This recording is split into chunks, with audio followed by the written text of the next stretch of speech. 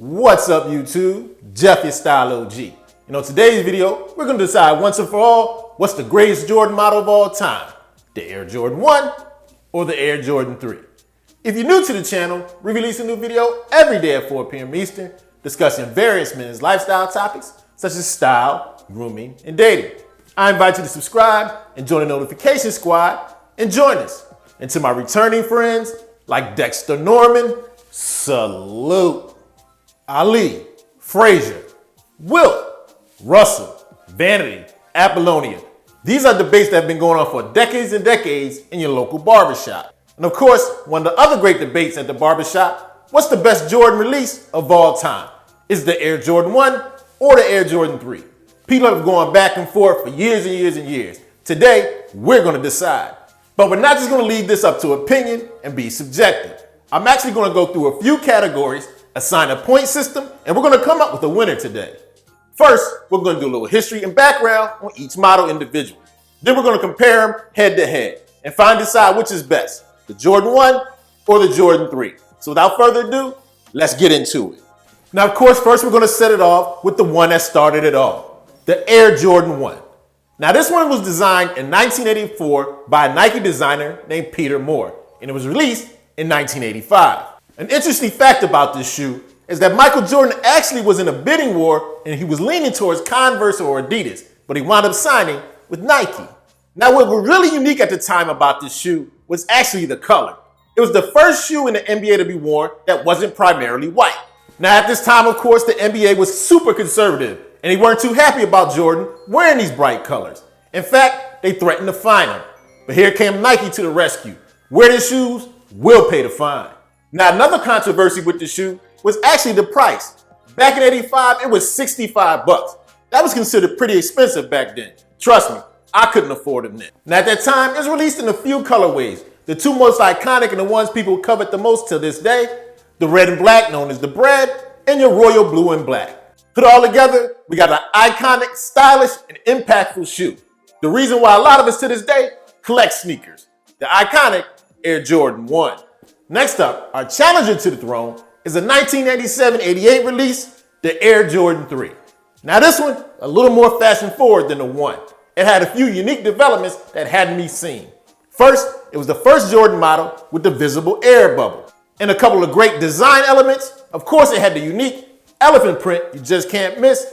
And it traded in the Nike Wings logo for the first introduction of the Jumpman logo. Now, believe it or not, at the time, Jordan wasn't too happy at Nike and his Jordan line. In stepped the designer, Tinker Hatfield.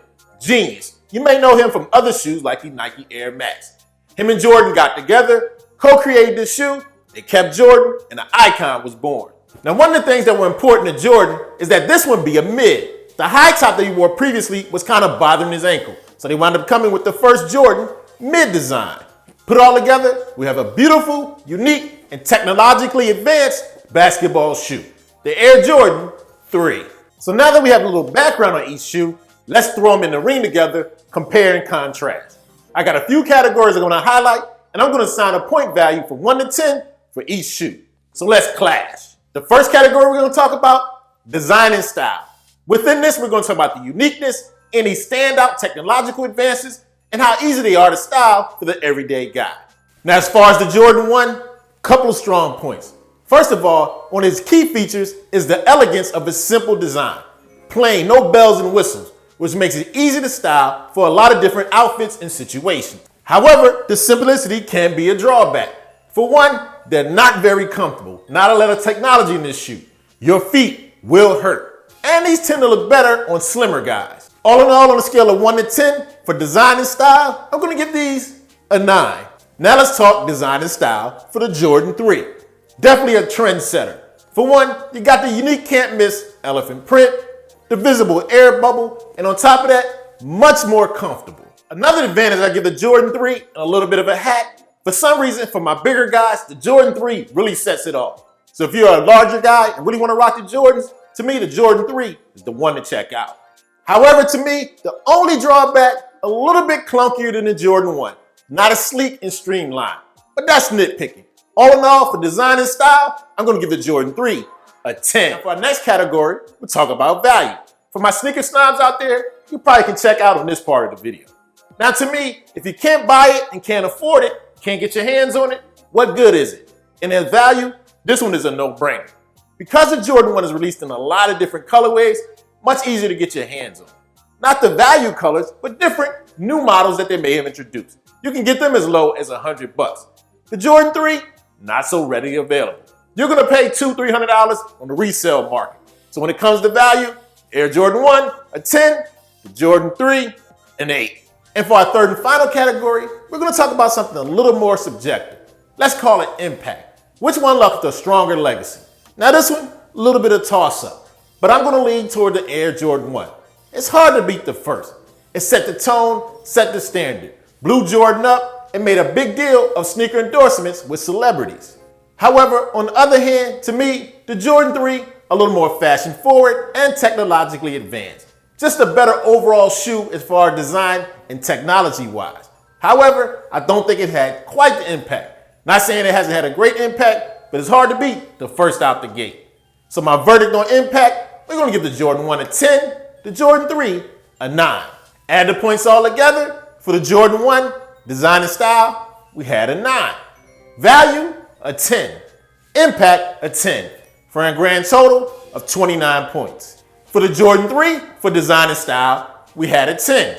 For value, an 8. For impact, a 9, giving us a grand total of 27 points. Put it all together, by a margin of 2 points, 29–27, the verdict is the greatest Jordan of all time, the Jordan 1. Okay, so there you have it. My verdict for the greatest Air Jordan model of all time, the Jordan 1.